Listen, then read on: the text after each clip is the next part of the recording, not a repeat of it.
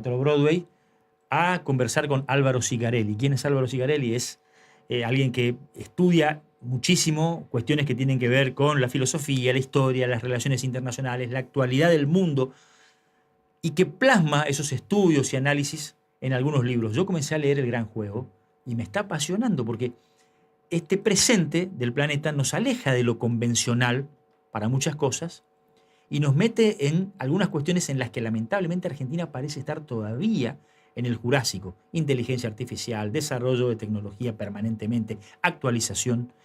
Y es apasionante ver cómo el mundo está cambiando, cómo está variando hacia un escenario de disputas no convencionales. Álvaro, el gusto de tenerte por acá. Muchísimas gracias a ustedes por la invitación y un saludo muy afectuoso a la audiencia correntina, una provincia que quiero muchísimo y que espero no sea esta ni la segunda y mucho menos la última vez que venga a presentar No, mis libros. ojalá que no, ojalá que no. ¿Cómo haces, primero, antes de meternos en el último material tuyo, cómo haces para compatibilizar esa pasión que tenés por la historia, que es generalmente el estudio de los hechos trascendentes del pasado, por este presente tan tecnológico, tan futurista, tan desafiante respecto de lo nuevo? Es porque además este presente no está disociado de ese pasado que tanto me apasiona, valga la redundancia, estudiar. Este presente es consecuencia directa o indirectamente de procesos que una dirigencia política, económica, cultural, en relación con los pueblos del mundo van forjando. Y esto es importante. Las cosas no suceden por ósmosis, suceden por acción o por omisión. Y acá está la importancia de la responsabilidad del individuo y del colectivo a la hora de forjar su destino. Yo no soy determinista, yo no creo que tenemos el destino marcado. Primero porque sería muy fatalista y además nos quitaría la curiosidad, el ímpetu y el deseo de seguir aprendiendo, conociendo y transformando nuestra realidad. Y obviamente los asuntos del mundo indefectiblemente son asuntos históricos aún en este presente. ¿Y nosotros? ¿Qué tan cerca o qué tan lejos estamos de ese mundo que transcurre a una velocidad asombrosa en términos de tecnología y desarrollo? ¿Los argentinos? Sí. Bastante lejos y por decisión, que eso es lo más triste. Desgraciadamente Argentina arrastra una posición atávica de creer, bueno, que está bien vivir con lo nuestro, que hay lados del mundo no nos afecta demasiado, que en realidad los problemas que tenemos son puramente cuestiones de decisión de grandes poderes distribuidos en el mundo. Argentina siempre es víctima de alguna conspiración, ¿no? Dentro de poco vamos a culpar a los extraterrestres, porque ya hemos culpado a todos. Según el posicionamiento ideológico del que busca justificar el estado de situación actual del país, pudo haber sido en algún momento, dirían los delirantes desde la extrema derecha, la sinarquía judeo-masónica, los delirantes de la extrema izquierda, el capitalismo internacional, británico, angloamericano. Otros ahora ponen a factores que son más supranacionales y que no tienen necesariamente una identidad política o cultural. Y te repito, dentro de poco vamos a tener que culpar a los extraterrestres. Nunca somos culpables los argentinos, nunca somos responsables. Y cuando uno estudia la historia y estudia el presente y lo estudia en clave internacional, hay, desgraciadamente, por acción o por omisión, una responsabilidad argentina. Y repito, de un establishment que no es necesariamente solo el político, es el económico, es el académico, el mediático, sí, que instala esta idea, vivir con lo nuestro, aislados no pasa nada, todos los demás nos necesitan a nosotros, por lo cual en algún momento van a venir a pedirnos algo y de ahí vamos a sacar alguna ventaja y te puedo asegurar que las consecuencias de eso son muy graves. Álvaro, ¿por qué esto que acabas de mencionar de alguna manera también no nos lleva a tratar de entender lo que nos pasa con honestidad intelectual? ¿A qué me refiero? Los padres fundacionales, los que nos llevaron a la etapa más próspera, no planearon lo que por ahí muchas veces se dice de manera simplista, solamente un país de emprendedores. Un país de emprendedores, pero un Estado protagonista con algunas características, como la educación pública, la salud pública. Hoy pareciera ser que emprender, y eso está disociado. ¿Y qué es lo que nos llevó a que mucha gente juegue con esa idea que para mí es perversa? Porque claramente a finales del siglo XIX y comienzo del siglo XX había mucho emprendedurismo, pero también había un Estado que iba perfilando una identidad nacional. Bueno, en primer lugar, lo que le pido al compañero técnico, que soy especialista en política exterior, vaya a ser que después dice que haga usurpación de títulos y honores, no en seguridad, como dice el videograf, por las dudas. Está bien, está bien. Más que es un tema tan álgido el de la seguridad.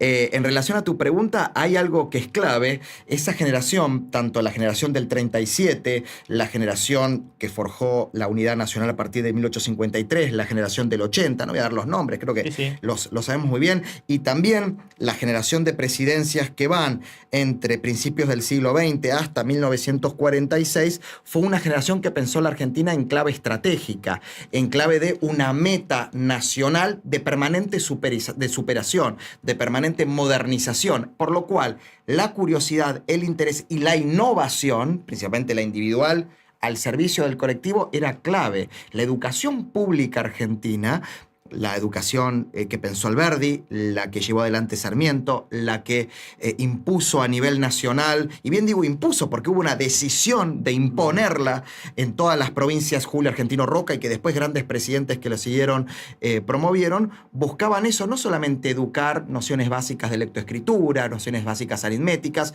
sino despertar el interés transformador en cada uno de los educandos. Y ni hablemos de los docentes. Docente que en esa época consideraba que ya sabía todo y no tenía nada que aprender, claramente era corrido al sistema educativo. El mejor docente de esa época, y el que aspiro que vuelva, era el docente que siempre tenía que aprender algo nuevo para transmitirle al educando. Y yo creo que hoy estamos en esa posición de piloto automático. Bueno, vamos viendo que absorbemos, que no. Si los chicos no aprenden de la escuela, aprenderán por otro lado, en YouTube. Y ahí está el problema.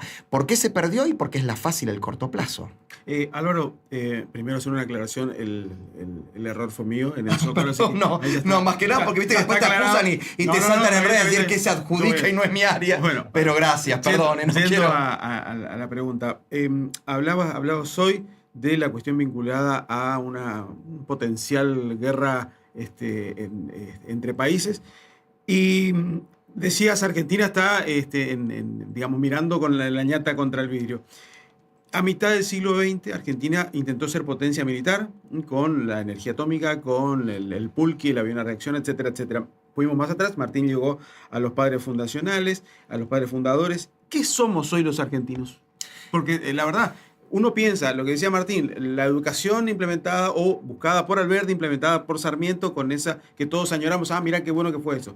Esa Argentina potencia militar en la mitad de la década del siglo pasado, que bueno, nos decía, bueno, vamos a ser alguien interesante en el mundo.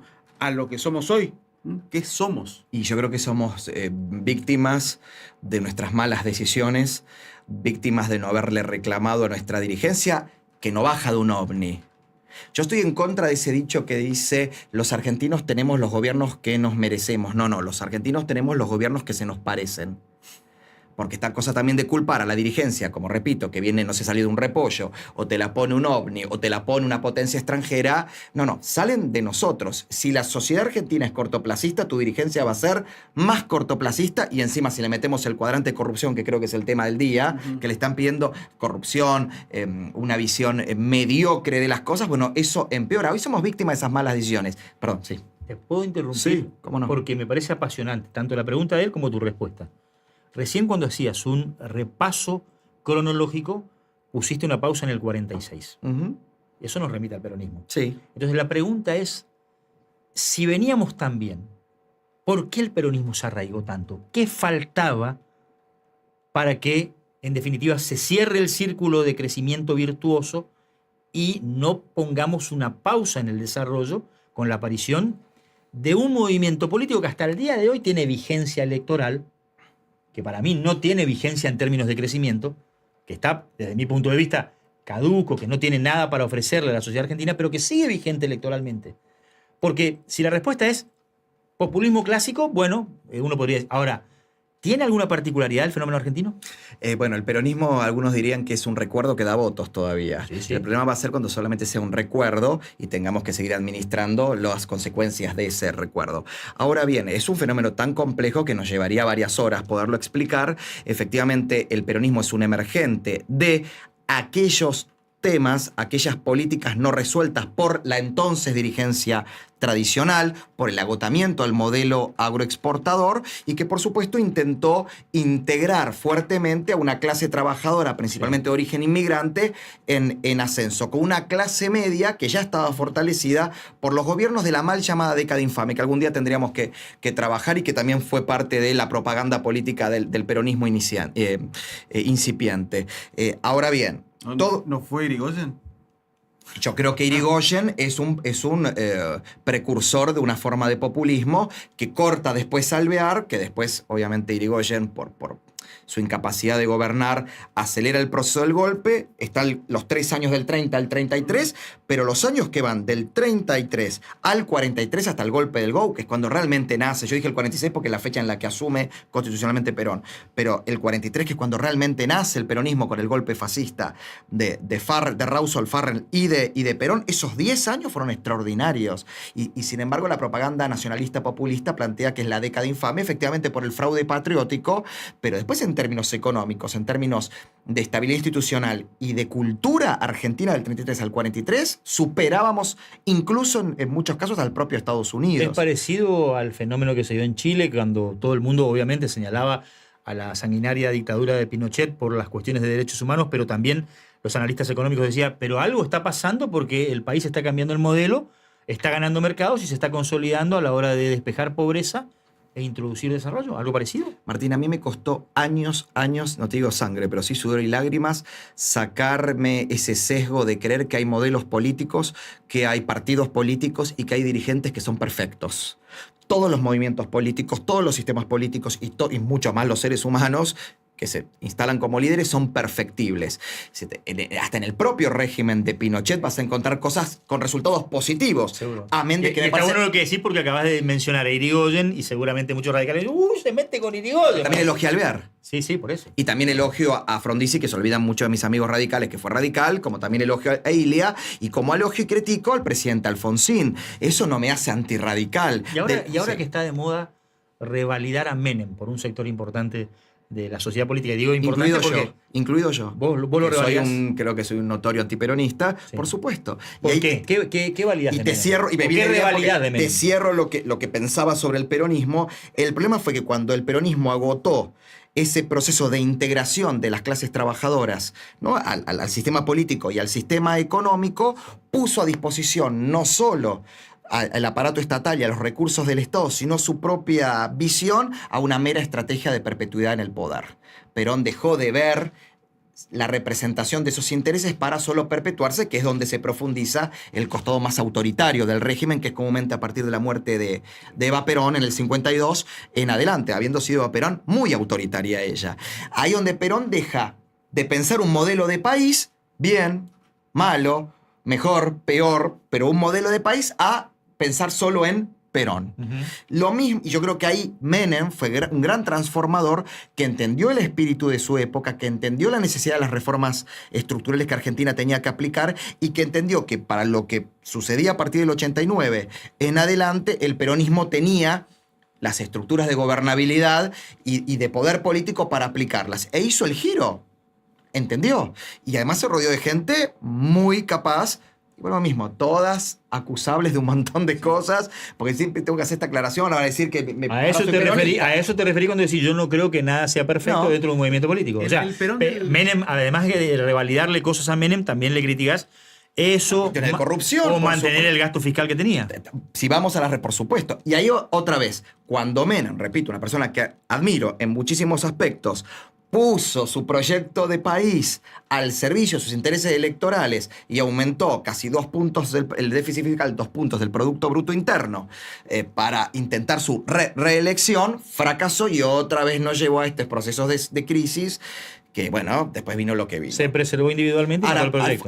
Menem tuvo algo que también me parece que fue muy valioso. Intentó transformar al peronismo en un partido para fortalecer el sistema de partidos políticos y no en un movimiento, como el kirchnerismo intentó volver a hacerlo. Hablaste hoy de Perón, del sesgo autoritario que se potenció tras la muerte de Eva Perón. ¿El Perón del 73 fue una experiencia fallida de lo que, digamos, Perón intentó modificar de aquel Perón Claramente, autoritario? totalmente de acuerdo, y él intentó una forma de reversión de lo que habían sido sus vicios autoritarios, pero desgraciadamente no, el zorro pierde el pelo, pero no las mañas, y cuando intentó pacificar el país, en vez de hacerlo dentro de un gran acuerdo nacional, que creo que lo buscaba en pos de desde la democracia, desde la república y de las instituciones, combatir a la subversión, combatir a los enemigos de la Constitución, por derecha y por izquierda.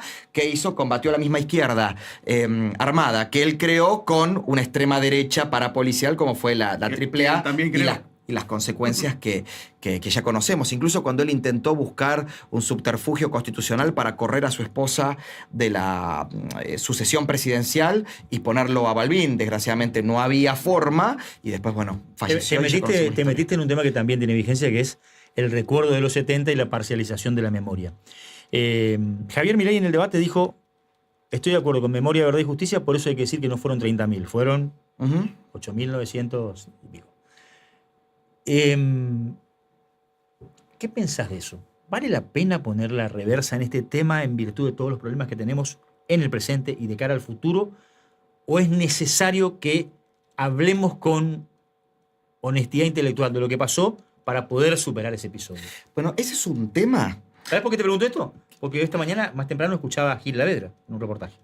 Y decía, hay que hacer una ley antinegacionista. Y yo decía, ¿cómo un constitucionalista va a promover una ley que tenga que ver con las opiniones, por decirlo de alguna manera? Porque la verdad que estamos hablando de opiniones. En definitiva, yo no estoy de acuerdo con algunas cosas que se dicen, de un lado y de otro. Pero mal podría yo promover, si me considero un demócrata, una ley para ponerle una mordaza a alguien. Bueno, ahí yo te podría decir que la ley de negacionismo es una ley que pena negar de que existió un gobierno autoritario, represor, que persiguió, encarceló, fusiló y desapareció, o solamente es no negar una cifra inventada.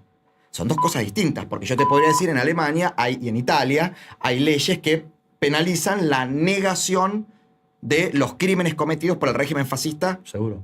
Y el régimen nacionalsocialista. Y hago un paréntesis. ¿Por qué no le aplican los mismos criterios a los regímenes de extrema izquierda que mataron, fusilaron, persiguieron y desaparecieron? Siempre es contra, te das cuenta, ¿no? Contra los crímenes de la derecha. Contra los crímenes de la izquierda ideologizado el tema. Hay como un manto de piedad. Yo no escucho hablar sobre los crímenes de Mao, de Stalin, o de Castro, o de Pol Pot, como si ponen con justicia. O de Maduro, como dice la ONU. O de Maduro. Perfecto, no lo veo. Cierro el paréntesis.